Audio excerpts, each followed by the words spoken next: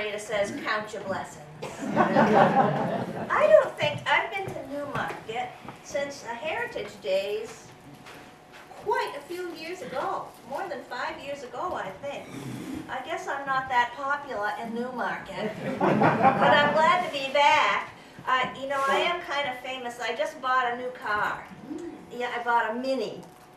It was the first Mini out of the Mini dealership in Bedford. I'd longed for a Mini, but I didn't want to go to Massachusetts and buy one, because it's scary down there. So when they opened it up in Bedford, I went over and I said, and they took my picture to put on the internet, and I said, you're so lucky because I happen to be a celebrity. And the salesman says, you know, if you have to tell me you're a celebrity, you're probably not a celebrity. So I don't know, maybe I'm famous in Newmarket. But I'm going to tell a few stories tonight. How many of you have heard me before? Oh, not everybody. Some have not. I have no idea who you are. Or as a woman today I'm said, a new resident. I'm only 6 weeks old. oh, where did you come from? A place worse than Massachusetts. We're going to let them live here. New York. That's okay. Welcome to New Hampshire. We're loving it here. Yeah. Well, a lady today said, I don't know why I never heard of you before. You know, I get a lot of compliments like that. So what I have been doing for about the last 15 years is I've been traveling the state of New Hampshire, up and down, across, and sideways, and wherever I go, I tell stories. And what I discovered is, people tell me stories. One story leads to another in the story tradition. And nowhere does that happen better than in a town where everybody knows each other. And you can tell stories on each other. Or sometimes I get stories after. It's like, I would have told it, but he's sitting right over there. But I'll tell you now. So I'm going to tell some stories, and then from time to time I will pause and I'll say, does that remind you of a story? And if it does, go ahead and tell it. The only thing is, I ask you that it not be too long, too boring, or too off color. I once forgot to say the part about off color at the Deerfield Women's Club. Not Deerfield, the Greenfield Women's Club. The Greenfield Women's Club. And a lady stood up and she said, Becky, I've got a story. I wrote it down and everything. She said, I'll tell you the story. She said, the only thing is, you should know, my name is Estelyn Williams. I'm 98 years old and my story might be a little off color. I said, Estelyn, you go ahead and tell it, and she did. And it was. And they're still talking about it in Greenfield. But she lived to be over 100 years old, and I think her sense of humor sustained her. They're getting the old chairs out now. Yeah, they're from the funeral parlor.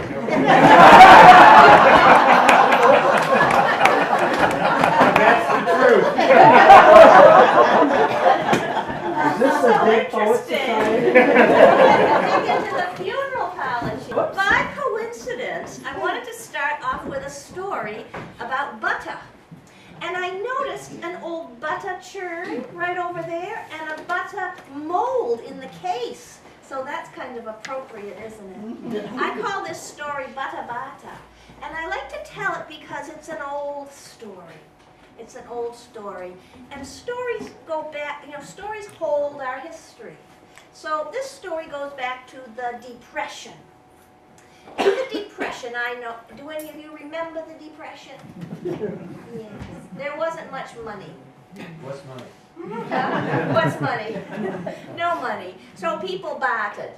They traded eggs for flour or hay for corn, whatever. So there's a lot of bartering going on. Well, a woman comes into the store one day and she has a beautiful block of homemade butter. Now, to make butter in those days, you milked the cow that was in your barn, and then you churned the butter, or I think with that churn you churned it like this. You churned the butter, or churned the milk until it was almost solid, and then you poured it into a butter mold. And the butter mold, this one's made of wood, and the ones some of them were made of tin. But at the bottom of the wooden one was engraved in the wood a little pattern. Over there you'll see it, 4 little flowers engraved in the wood, so that when you turn the butter out, it's got a little pretty design on top. Makes it nice. So she came and she had this beautiful block of homemade butter, and it had little daisies, 4 little daisies on the top. And she said, I would like to trade this block of butter for a block of butter. And the storekeeper said, could I ask why? And she said, well, since you asked, after I finished churning the butter and poured the butter into the mold, I looked into the churn, and there at the bottom was a dead mouse.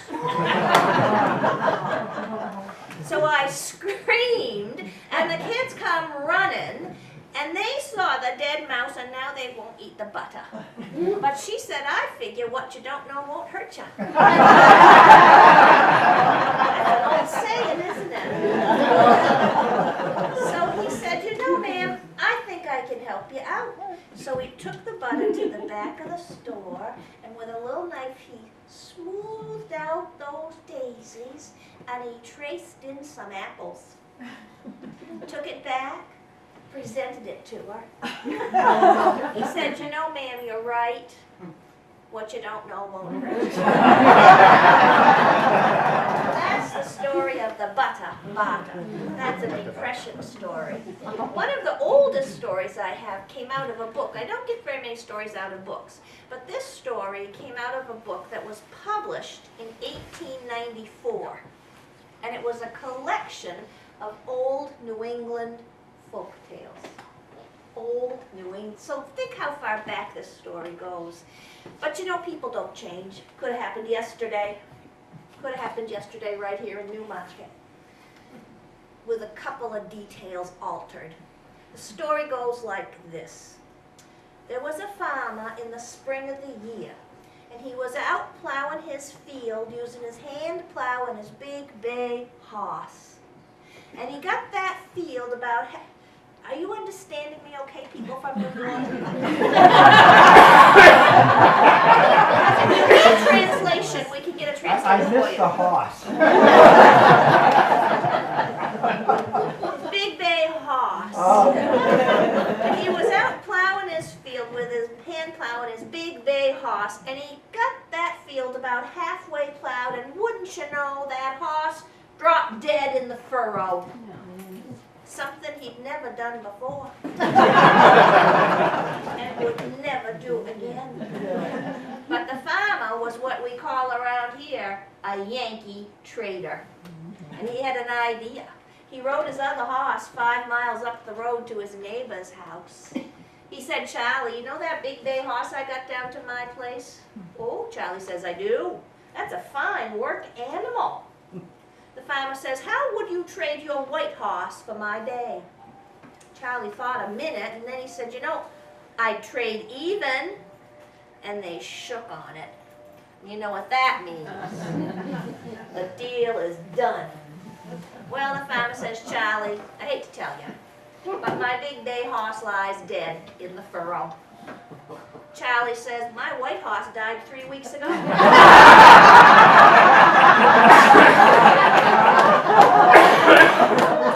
And its skin is hanging in the barn. That's an old, old story. There are a lot of Yankee trader stories. Now this is an old story, but it's new to me. I got it this summer from Dudley Loftman. You know Dudley? The fiddler from Canterbury? Oh, he's a raconteur. And a good fiddler also. Well, he told me a story about a fiddler up in Prince Edward Island. And he said this fellow was a great fiddler. People came from miles around to hear him play and call the barn dances. But during the day, he was a lobster fisherman. He had his own boat and a mate and everything. Well, one day, this fiddler was out in his boat pulling lobster traps when his hand caught up in the rope and the rope sliced through the end of his finger, sliced it right off. And as he looked at the bleeding finger, missing the tip, he looked to his mate and he said, "There goes B flat." That's a fiddler's story. I like that because it combines the arts. It's arts across the curriculum. Now this story, yeah. Oh, he's getting the hang of it now. Working on it. Okay, this is a test for you. We'll all know what this.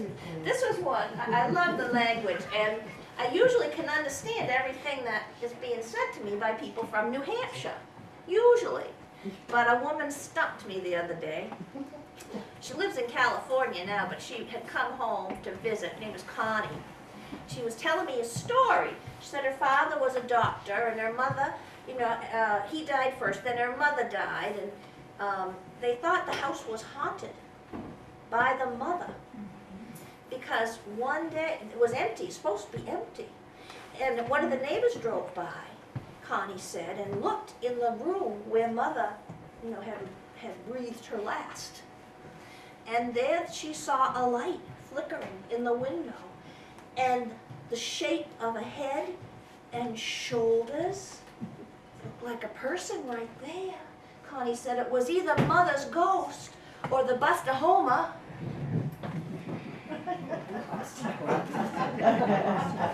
I said, "Connie, what'd you just say?" "Well, it could have been mother's ghost, because later they said the ghost was chasing them down the hall, yelling at them, so that sounded just like mother." No, I said, "The other thing, mother's ghost or what? The well, she said I should say the damn Bustahoma." Well, you know what she was saying? You got it? Uh-huh. It was Shirley, the bust of Homa. You got it? It was a head. You know how they make these carvings? They make busts of famous people, and Homer was a famous person, I think from Maine. I'm not sure. They had this bust of Homer in the room. Isn't that off color? No, No. not yet. But the other part of the story, she said, well, then we settled mother's estate. She said, I was back in California, my brother called me. He said, "Do you want the Bustahoma?" She said, "I don't want the damn Bustahoma. It weighs 300 pounds. How are you going to get the damn Bustahoma out here to California?" He said, "I don't want the damn Bustahoma." So they sold it at a yard sale. Bustahoma. But the story I was going to tell you, this is my third time telling this story. It's just a little one, but I'm determined to make it work. The first time I told this story, there was utter silence. Earlier today, I told this story, and there was a titter. After I tell it 100 times, it might get better, but we'll see. This woman was in Vermont. She was over in Vermont at a conference, and a fella came up to her and said, looked at her name tag, said, "I know you." She said, "You do?" He said, "Yep, I know you.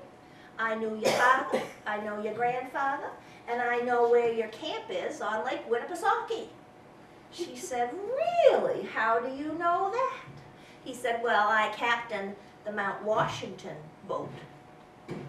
Well, the Vermonter was standing nearby, and he heard that line, "I captained the Mount Washington boat," and the Vermonter said, "That don't sound like much of a job."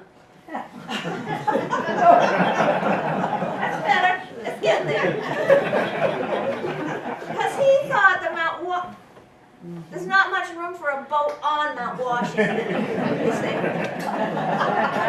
Oh, now she's laughing. There's just one little pond up there. It's more like a puddle. Like a little tiny to Mount Washington, but never mind. So many stories. And here's a story I heard just the other night in Auburn. I love to go to Auburn. I go there almost every year. And they talked about a man named David Jenkins.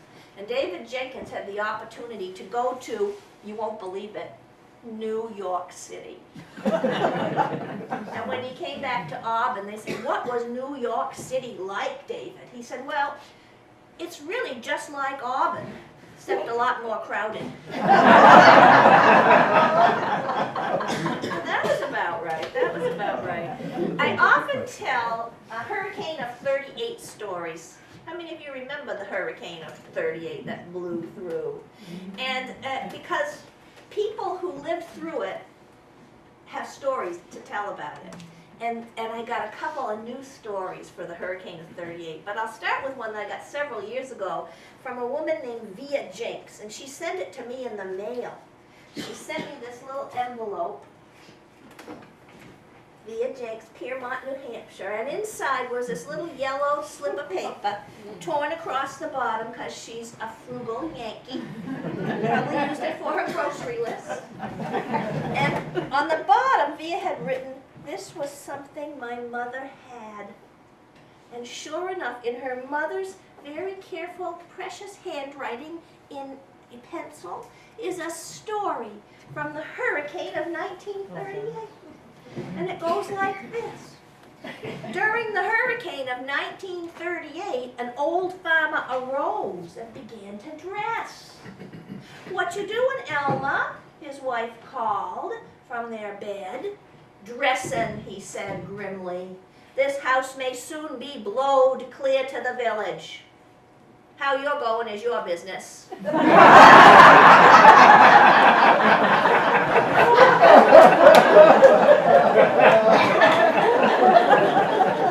I'm a-going in my pants. So that's one hurricane of 38 story.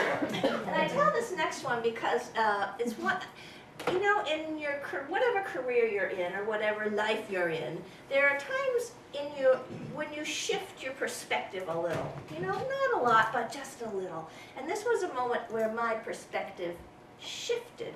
I was an artist in residence at Indian River School, which serves the towns of Canaan, Enfield, Orange, Dorchester, and Grafton. This is my test for Alzheimer's. As long as I can remember those 5 towns, I'm good. Still good, still good. So I was up there several years ago, and we did an oral history project. We sent the kids out into the community and into their families to collect stories that reflected the history of each of those little towns. And the kids came back with wonderful stories. We put them into a play, which we then performed for the community. Of course, everybody showed up at the gymnasium that night, especially the ones who had been interviewed. They wanted what we did with their stories. And I'll never forget this little guy, about this tall, standing up there acting it out. And he said, "My name is Richard O'Day, and I remember the hurricane of 1938. He said, "Yes, it was a big blow. It sounded just like a freight train going down the road in front of our house. During a lull in the storm, we thought it was a lull. My brother and I sneaked out on the back porch to look at the lake, and a gust of wind came across the water so strong we had to grab a hold of the iron railings, and we were flapping in the breeze." And from the audience comes a voice, the real Richard O'Day. He says, "Hey up, that's just the way it was." And I love that moment because we were all there on that porch flapping in the breeze. Time ceased to exist. We all came together in that moment. And a few years later, I was speaking in Hill. I told that story. A woman said, "I was there that night, and that's what I remember." Hey up, that's the way it was. So I got a couple new Hurricane 38 stories in the last month that I'm going to tell you. One of them is out of Marlborough, New Hampshire, told by a man named Ed. And Ed said that he came in on the winds of the hurricane of 38.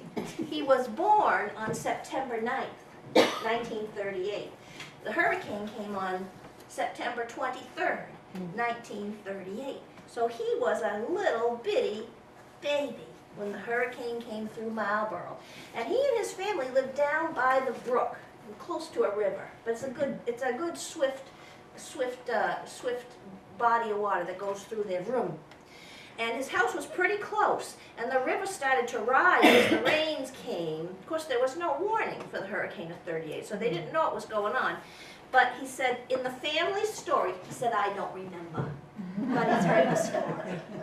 He said, in the family story, my mother put her arms around me, and my father put his arms around my mother and me, and we made our way across the yard, which was filled with water, moving water, and they sloshed through and up the hill, and at the top of the hill lived a couple of maiden ladies. And the maiden ladies welcomed the little family, and they rode out the storm together. But as the winds got stronger and they felt like the house was moving, they got worried about, so they found a dolly carriage, a wicker dolly carriage, and they put him in the little dolly carriage, and they wheeled him underneath the grand piano. So in case the center chimney came down, little Ed would be saved. Well, the center chimney did not come down, and little Ed grew up. And he said, to this day, when I see that little maid, one of the little maiden ladies has died, but he said, when I see that other little maiden lady in town, she says, Ed, are you still sleeping in my dolly carriage? Ed.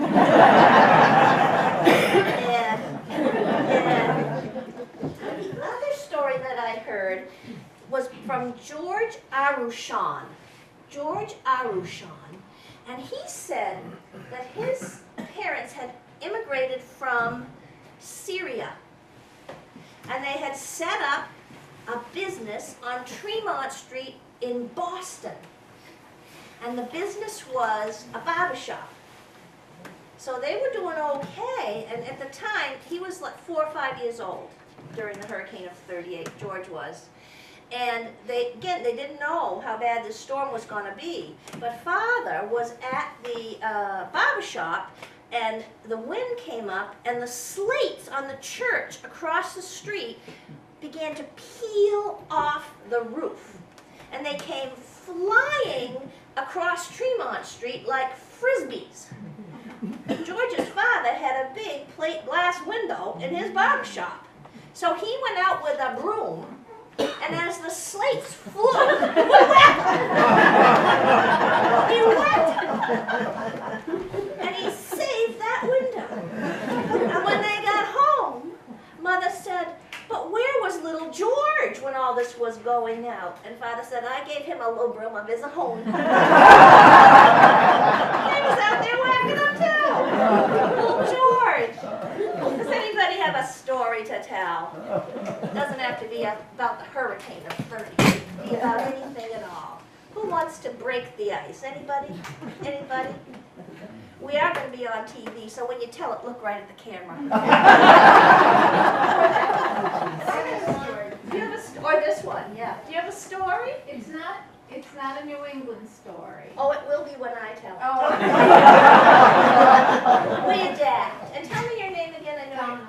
you're I'm from Chicago originally, and we were poor, grew up poor, and I had 2 brothers and 3 sisters. And we were always, everybody had to get the same amount of everything.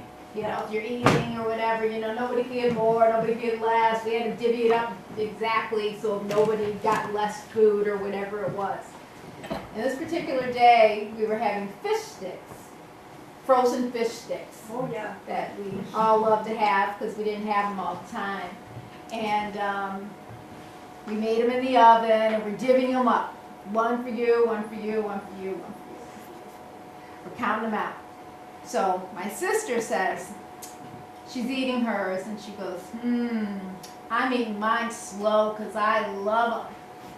And my brother goes, who fought for the same amount of fish sticks, he goes, I'm eating mine fast because I hate them.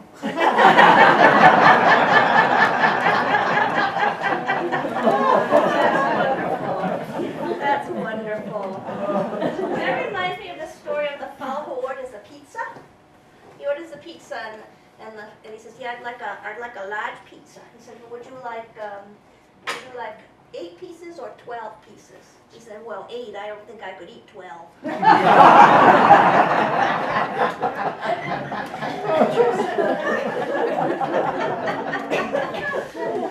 That reminds me of another story.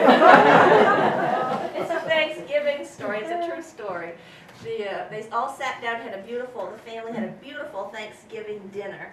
And after dinner, of course, they brought out the apple pie and put a slice on every plate. And the matriarch, mother, takes a bite and she says, I apologize. This pie is not as good as I usually make. And the daughter-in-law says, that's because I made it.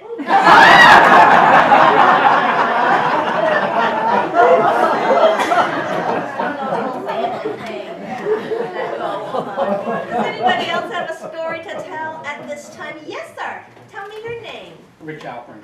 Hi, Rich. Hi. Many years ago, my wife and I needed to live with her grandmother while they waited for a nursing home to open up. Yeah. And I would stay home with her during the day, and when the sun would go down, she would turn to me, we'd be sitting on the couch watching TV, and she'd say, are you going to take me home now?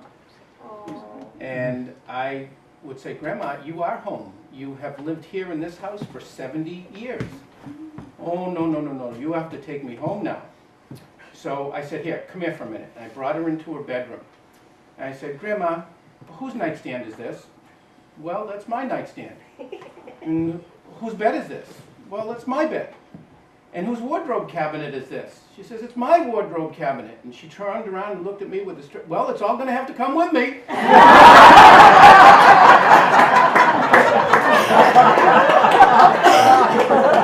wonderful. I do a lot of programs in old folks' homes, and I get wonderful stories. But I'm reminded of one of the nurses told a story about this 90-year-old woman who was very upset one day. She said, I'm so upset, I'm pregnant. The nurse said, Harriet, you're 90 years old. You're not pregnant. She said, oh, thank God.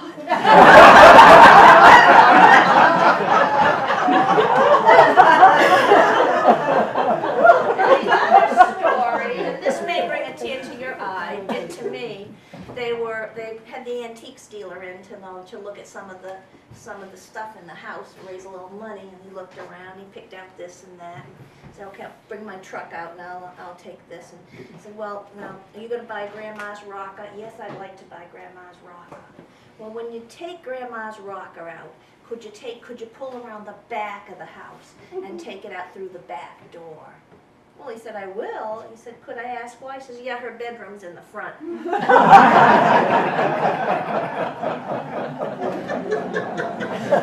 Grandma's rocker out. Grandma would have, no, not my rocker. Yankee traders.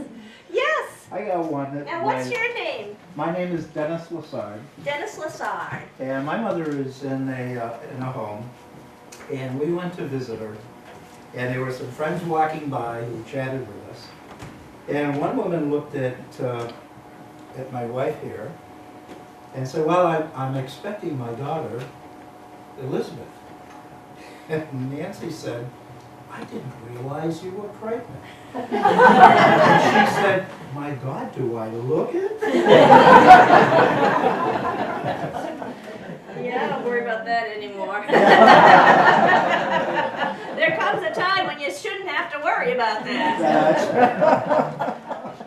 It took her a while to figure out, oh yeah, wait a minute.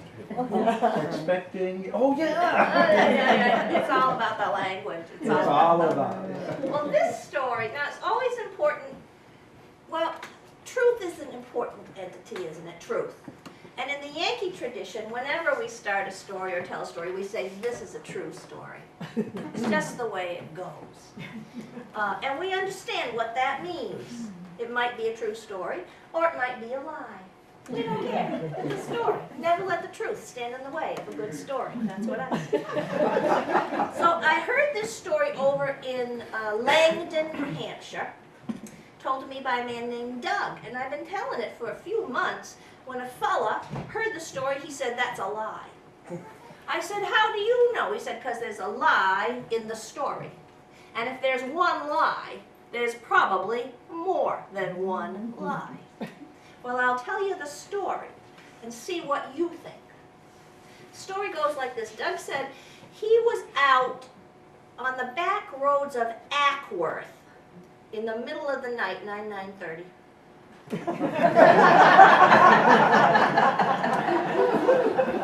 I didn't ask him what he was doing on the back roads of Ackworth at 9:30 at night. It's none of my business. I didn't really want to know. But he came around a corner and he came upon a terrible... Oh, I forgot to tell you. The title of this story is Priorities. Sometimes titles matter. He came around a corner and he came upon a terrible sight. There, in a ditch on the side of the road, was a car upside down on its roof.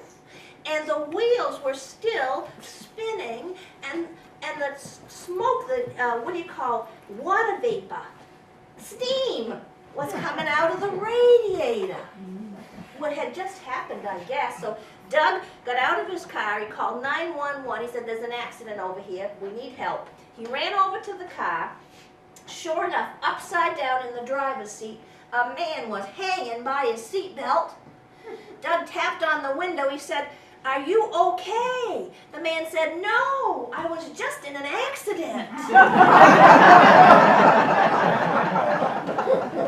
Well, Doug had some EMT training, so he got the door open upside down, which is not easy, an upside down opening of a door on a car. And he got the man out of the car, got him out of the seatbelt, laid him gently on the ground, and now they can hear the sirens in the distance, so help is on its way.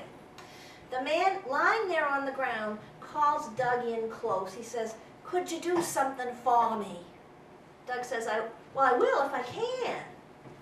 The man says, "My shoulder hurts. I know they're going to take me to the hospital. And my car's all stove up. I know they're going to tow that away." He said, "In the back seat of my car is a watermelon. It's a honker." He said, "Could you get that watermelon out of there for me and keep it for me till I can get it from you?" Doug says, "Well, I'll try. I'll do my best." So now they see lights coming, so help is almost there. Doug opens up that back door upside down, crawls into the back seat, and puts his arms around this honker watermelon. And he's beginning to sort of ease it out of the car when he hears a voice from the front seat of the car. "Hello?" It's the man's wife.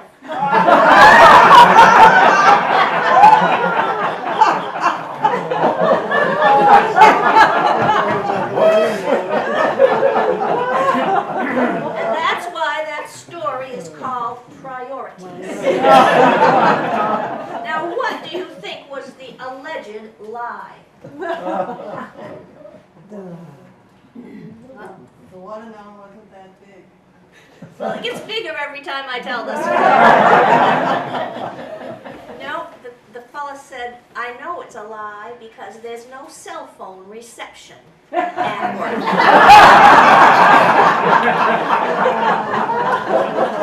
So I call it the miracle of the watermelon. Now, there is this tradition of Yankee humor goes way back. It goes back in New England, and it even goes across the ocean to the humor of what they call the Yorkshiremen in England. It's that dry humor. Sometimes you don't figure it out for hours. Sometimes never. You just laugh because everybody else is laughing. You have no idea what's funny. And it's also, the tradition is to deliver it, and I cannot do this, with a straight face. 'Cause I laugh. I can't help it. I hear these stories, even though I've heard them a bazillion times, and it makes me laugh. So I can't do it. But that's the tradition, is sort of that dry, deliver it with a straight face, monotone humor, Yankee humor. Now, back in 1958, a couple of young men from Harvard, or it might be Yale. I keep getting corrected one way or the other, so I mention both. Named Marshall Dodge and Bob Bryan popularized Yankee humor in this country. And they did it by making records. And the first record was called Bert and I. And the second record was called More Bert and I. Is everybody familiar with Bert and I? Yes. Most people are. If you grew up in New England, a certain time period, you know about Bert and I. And they didn't invent Yankee humor, but they brought it to people's attention. And you know, they did something similar to what I do. They went out to the islands off the coast of Maine, and they went along the coast of Maine, and they talked to the lobster fishermen and the islanders and the downeasters, and they collected their stories. And then they passed them on to the rest of the world. 1958, their first record came out. In 2008, my publisher, Islandport Press, brought the Bert and I stories out on CD. So if you don't still have those old records, which I'm sure you all do, because you're Yankees and you never throw anything away, you can get them on CD. And to bring out the CD, they said, we're going to have a celebration. We're going to have a celebration. What should we do? And they came up with the idea of having 5 Yankee storytellers tell Bert and I stories nonstop for a couple of hours in an afternoon. And they invited me. I was so pleased. I was so pleased. But it was me and Fred Dodge, who was the brother to Marshall, the original, Bob Bryan, the original, come down from Canada, what's his name? Tim Sample, Kendall Morse, and John McDonald. And they said, where will we hold this celebration? Well, at LL Bean, in Freeport, Maine, the mothership. So on a Saturday, we all went to LL. They cleared out a room for us, could hold about 120 people. And we had to do 2 shows because so many people came to hear the Bert and I stories. And what was interesting was that as we were telling the stories, I noticed people were mouthing the words. They knew them by heart. They knew these stories, which was another turning point for me, because sometimes I feel bad. I think, oh my goodness, you've been to 5 of my shows, you've heard these all before. But as one lady said, Becky, I don't mind if you tell a story I heard before, because that way I don't have to wonder how it's going to end. But there is something to be said for repetition. You know, we don't ask folk singers to come up with a new repertoire. We love to hear the old songs. Sing me the old songs, Tommy Makin wrote. Sing me the old songs of laughter and pleasure. So there is something to be said about familiarity. So I thought I would tell you, now if you haven't heard of Bert and I, I'll tell you that their most famous story ends like this. You can't get there from here. There's another one. How do you get to East Vassalboro? Don't you move a goddamn inch. Quick like that. Then there's a story of the people from away up in Kittery, Maine. They're in Kittery, and they think they might like to go all the way to Portland. So they get out this, what you call a map. It folds, it's made of paper, has lines on it. This was a long time ago. And they unfolded the map on the hood of their car, and they were looking. And a local walks by, they said, sir, could you help us? Comes over. They said, now we see here on the map to get from Kittery to Portland, you can either take Route 1, or you can take I-95. Does it make any difference whether we take Route 1 or I-95? And the fellow says, not to me it don't.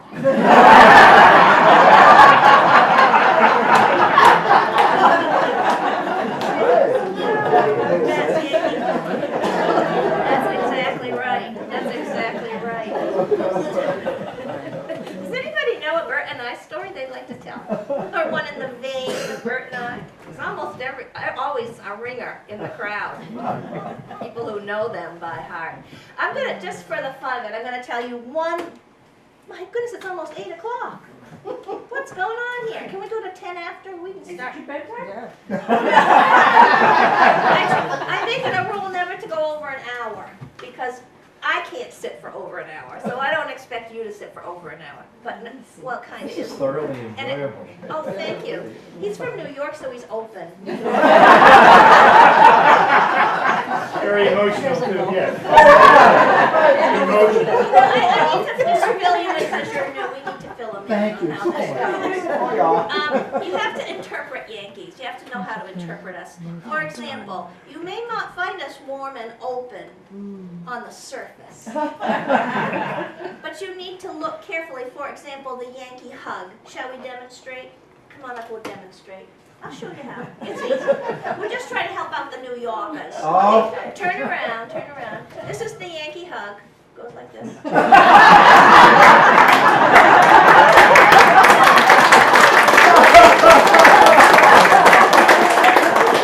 the real Yankee hug goes like this. I was in Hill, New Hampshire, and a woman named Martha Jordan was sitting right where you are in the front row, and I said, would you get up and demonstrate the Yankee hug? And she said, no, I don't know you well enough.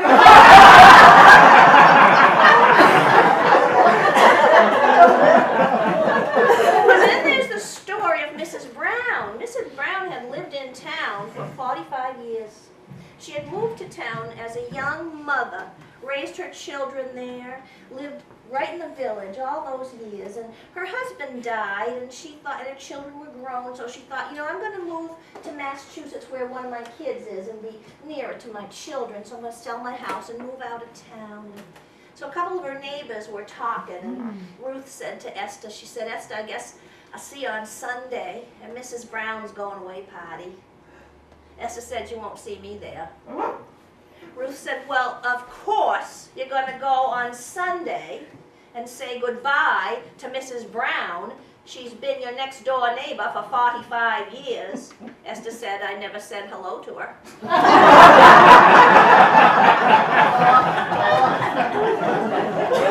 that sound about right? Yeah. I'm just trying to help you out. Thank you. How to interpret it. So anyway, I want to tell you one Bert and I story, and then I got a couple more I want to, well actually one or two. But this is my favorite Bert and I story. My husband doesn't like it. He says the punchline comes in the middle. All punchlines come in the middle. If you're listening, so it goes like this. Some of you may know it. It's called The Body in the Kelp. And I'm going to tell it very fast compared to how Marshall Dodge and Bob Bryan would have told it. I'm speeding it up to New Hampshire speed. Goes like this. Bert and I were clamming down on the beach. We spotted a body in the kelp. We didn't recognize the face, but we thought it might be old John, runs the lighthouse. So we walked up to the lighthouse and we knocked on the door. They're famous for sound effects. Old John hollers out a high window. He says, what can I do for you fellas? We said, John, we was down on the beach clamming and we spotted a body in the kelp. We thought it might be you. John says, was he wearing a red shirt?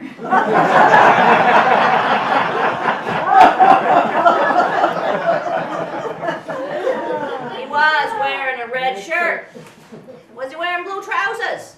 Yeah, blue trousers. Was he wearing rubber boots? Yeah. Was they the high boots or was they the low boots? Low boots, John. Are you sure? Come to think of it, there was the high boots rolled down low. Oh, John says, it won't me then.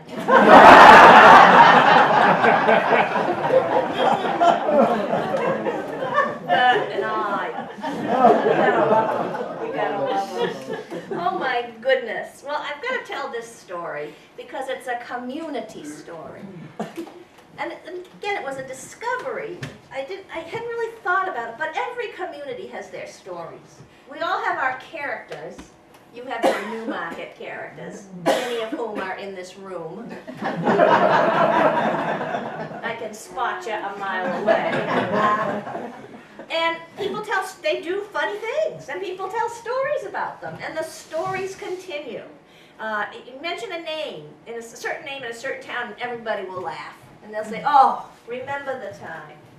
Well, I call this story Woofy George's First Words. And I heard this story in Potter Place, New Hampshire. And when Gracia Snyder told the story, I realized that just about everybody in the room already knew it. It was a community story. Not only that, Woofy had been dead many years when I heard the story, and the story goes back to when he was 3 years old. Woofy George's first words, when Woofy was 1 year old, 2 years old, 3 years old, he never spoke. He never uttered a syllable. People thought maybe there was something wrong with young Wolf. But other people said, no, he's got 4 older brothers and sisters. They talk so much, Woofy doesn't have to. One day, Woofy was home alone with his mother. And Mother was going to make a pot of beans in the big old Glenwood stove. Do you remember those big, maybe somebody has one. Wonderful cast iron cook stoves. They weigh a ton. And they're hard to get going, but once you get them hot, they'll stay hot for about a month. There's nothing but solid cast iron. So she had started a little fire in the firebox and with some kindling and some newspaper, and that was good, but you need more than that to bake beans. So she got a chunk of wood off the wood pile. In the north country of New Hampshire, they call it a junk of wood. They got a junk of wood. And she tried to put that in the firebox, but it was a little too big.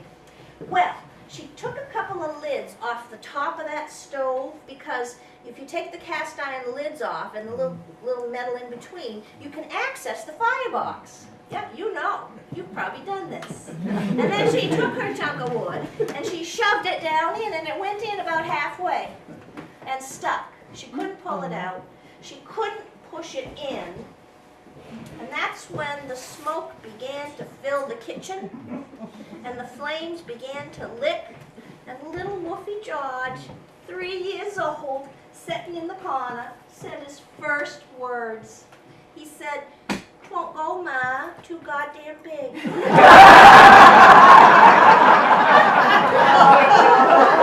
While we're on the subject of language, this is such an opportunity for me. The other night I was speaking to a group from England. Talk about a communication problem. When I was telling about the Glenwood stove, they were completely puzzled. I was describing it all out, and finally one woman looked at me and she says, "Oh, that's an auger." I said, "No, an auger is what you use to make a hole in the ice." They went back to England, so. But I'm going to tell you a story. This is my new book, Heading for the Rhubarb, a New Hampshire Dictionary, well, kind of. And it's in alphabetical order, and it has language, and it has, expressions and words and pronunciations to help people from away. So I'm going to tell you. Oh, you're welcome. Saves many a foreigner. So I'm going to tell you a story, and then I'll tell you the word, and so you get to understand that. This happened in the north country of New Hampshire, and there was some cabins, some tourist cabins, 10 or 12 of them, that you rented out, to the people, the leaf peepers and so forth. But it had gone out of business. The business had gone under. So we're going to sell off the cabins, sell off the land, and have an auction for the contents. Well, the locals were happy about that. They went to the auction, and they were bidding like crazy, because you could buy a pair of curtains for $1. You could buy a bedspread for $1.50. They were selling those beautiful lamps that have the base made of a deer leg with the hoof still on for $3. I said, "Gosh, I wish I had one of those." A fellow said, "Really, you should get 4.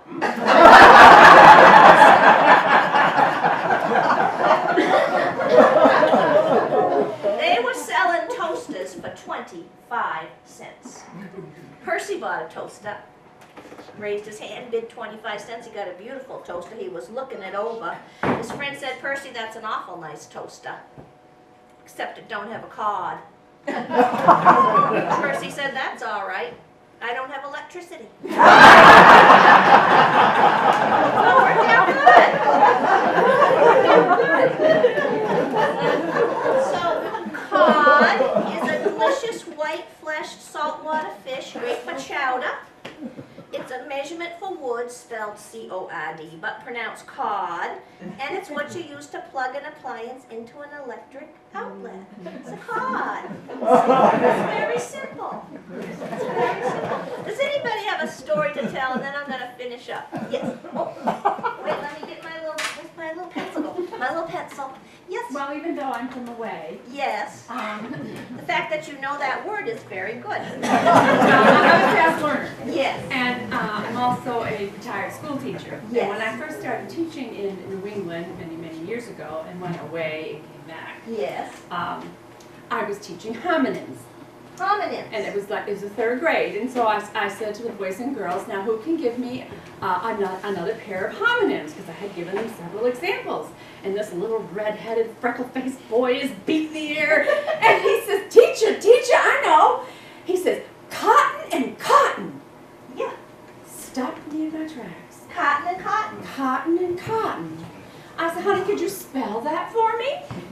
Yes, ma'am. C-A-R-T-O-N-C-O-T-T-O-N. I almost said, those aren't homonyms. And then it's like, when you're in Rome, do as the Romans do. Good example, honey.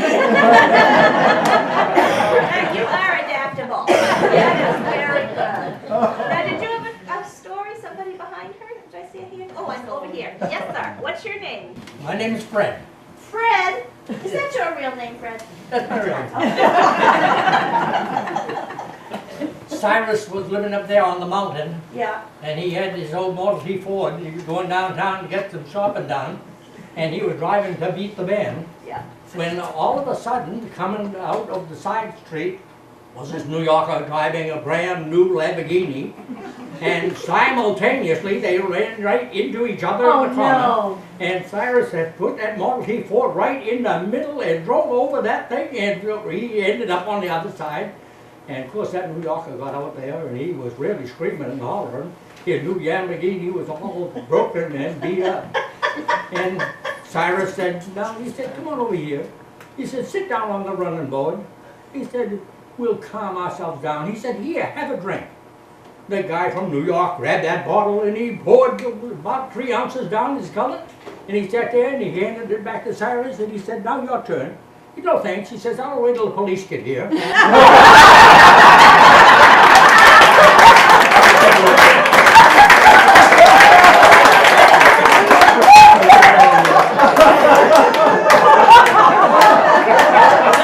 Well told, sir.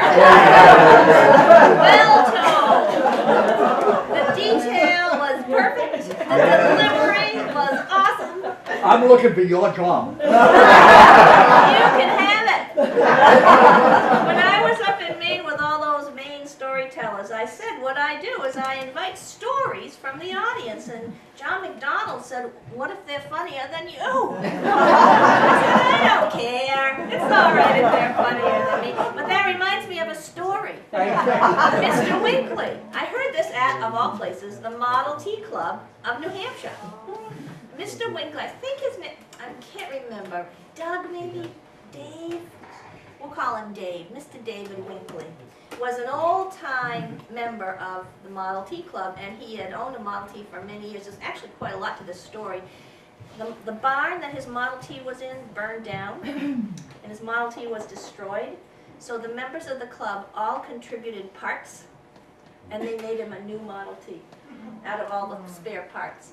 And he loved that Model T, and he would drive it all over the state of New Hampshire. I mean, you'd find him on the top of Mount Washington, or you'd find him down in Rye, or you never knew where he was going to show up. And he had Winkley on his license plate. Well, his son, who was at this meeting of the Model T Club, said, I got to tell you a story about Dad. He said, I said to Dad, after a couple of summers of driving all over, I said, Dad, you're gonna wear that Model T out before I get to inherit it. And Mr. Winkley said, I don't think you're gonna inherit it. What do you mean? He says, I'm gonna be married. I'm gonna be buried in this Model T. You're gonna be buried in your Model T? Why is that? He said, I never saw a hole a Model T couldn't get out of. Isn't that sweet? That's a true story. I met him, and when he died several years later, they had a procession of Model Ts from the church to the cemetery, and they said they had a Model T truck with his coffin in it, and he hung out over the end. He's just got a short truck bed, and they said he would have really enjoyed that. Hang out over the end, and there were pictures. So Mr. Winkley and the Model T. I'm going to just do, I think, 2 more stories, because you've been sitting long enough. But does anybody have a story to tell before the grand finale? Just like fireworks?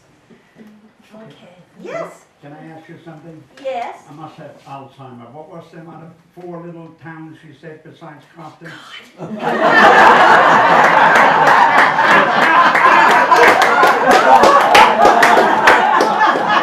Orange, Dorchester, Enfield, Grafton, and Canaan. Good. Remember. Very good.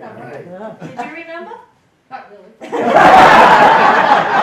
hard to remember those towns, but I think if I can remember those towns, I can tell stories. I can tell stories. My mother, who is 80, is losing her memory. And so it worries me greatly, because I don't need much, you know. I could be in a wheelchair, I could still be telling, but I need to be able to remember something. And she just writes everything down, you know, everything, like, get up.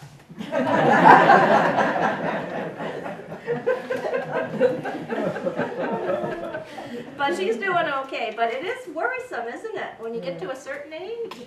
What was I going to do next? Oh, I was going to tell you. Well, I'm going to tell 2 stories that are relatively new, and I tell them to you because I want to continue with the theme of character. The theme of character. And these are 2 characters I met last winter, which was the longest winter in the history of man, was it not? Amen. You can't even think about it. But I got 2 gifts last winter. One, a man from Moultonborough named Dick Wakefield had lunch with me just to tell stories. We had about a 4-hour lunch, and he told me stories. And he told me about a character named Fod Booty out of Moultonborough. And the other gift was a tape of stories by Warren Angus Wilbur. So I'm going to do a Fod Booty and a Warren Angus Wilbur story for you. Fod Booty was a hermit up in Moultonborough years ago, and he's remembered by the old-timers.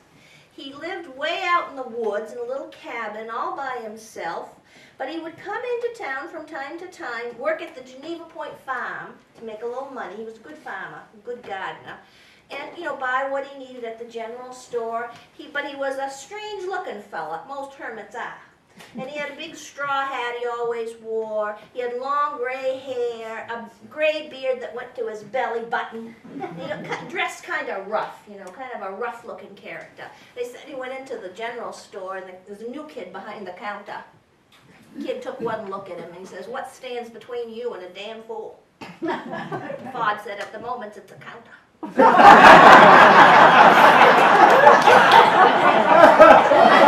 They said of Fod Booty was very tall and very thin, and they said that his mother was wicked tall. So one day a fellow said, "Fod, how tall was your mother exactly?" Well, Fod looked the fella up and down. He said, "Stand on that chair." So the fella stood on the chair. Fod looked him up and looked him down. He went and got a big fat telephone book. Stand on the phone book on the chair. Fod looked him up and down. Now he said, "Reach as high as you can." And the fella did. Fod said, "Yeah, you could just about touch the dear old lady's ass."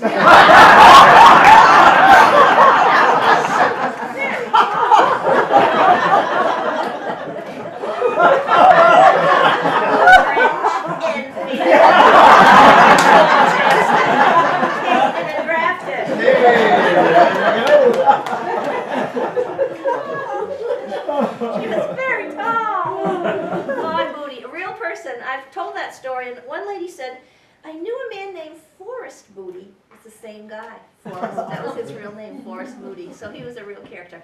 The last character, Warren Angus Wilbur. The tape came from Heather Pike. And it was about an hour's worth of stories. The tape was made in 1973 by Warren Angus Wilbur when he was in his 90s. So think how far back the stories go. And you can hear him, I picture him in a kitchen, but you can hear the family around him saying, Grandpa, tell them what about. Do you remember when? So he goes on and on with these stories. A quick one was, he told a story about his friend Alan. He met his friend Alan downtown, you know, in Seabrook. He said, Alan, how's your wife? Alan said, I don't know. He said, what do you mean you don't know? I didn't tell this story before, did I?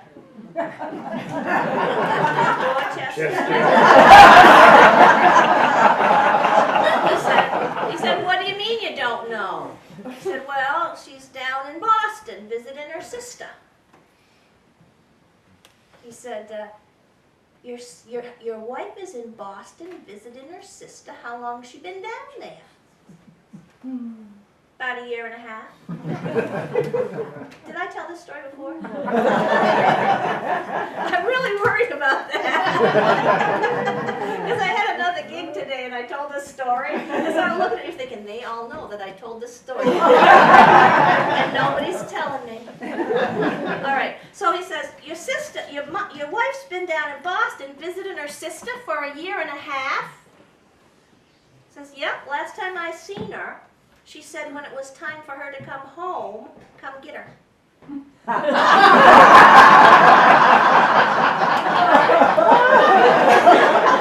Last story, I promise. Warren Angus Wilbur and his friend Razor True loved nothing more than to go north to Pittsburgh, New Hampshire, in the middle of the winter and go ice fishing.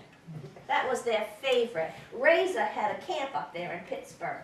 So one winter, middle of the winter, they were up there, going to go ice fishing, and they drove on a road they hadn't driven on before, and they saw a beautiful pond out in the woods. It looked just right for pickerel. Had that look, you know, kind of shallow looking. The ice was good and thick. Gosh, this looks like a pristine pond. Nobody been, no footprints, nothing. So they got their auger out of the truck, not the big, you know. And they went out on the ice and they commenced to auger out a hole for ice fishing. Well, that was okay, but unbeknownst to them, that pond had a history. It's true. The history was that a few years before, in the middle of the winter, when the snow was about 4 feet deep, the loggers came through this little valley and they cut off all the timber. Now, when the snow's 4 feet deep and you're logging, you don't dig down to the base of the tree to cut it off. You cut it off where it lies, leaving all these 4-foot stumps throughout the valley. That's all right. Now, brook ran down through there, and the beaver moved in and made a dam, creating this pond, which was about 5 feet deep. So it just skimmed the tops of those stumps. Well, that was okay, but this winter, after the ice froze, the beaver had moved out, and the dam broke, and all the water went out the other end, leaving this sheet of ice on top of those 4-foot stumps. So, when Warren and Razor got down through that foot of ice, and they looked down the hole, they were disappointed, because there was no water. Well, they looked down the pond, and a couple of other fellas had seen them out there getting ready to fish, and they thought that must be good fishing. So they were making a hole of their own. Well, Razor True had an idea. He slid down through the hole, and he crawled the length of the pond. And just as those other fellas completed their hole and pulled their auger out, he popped up. They said, "What are you doing down there?" Razor said, "Well, I drowned a couple of months ago." And this is the first chance I've had to get out. And on the tape, you hear this little voice saying, Grandpa, is that a true story?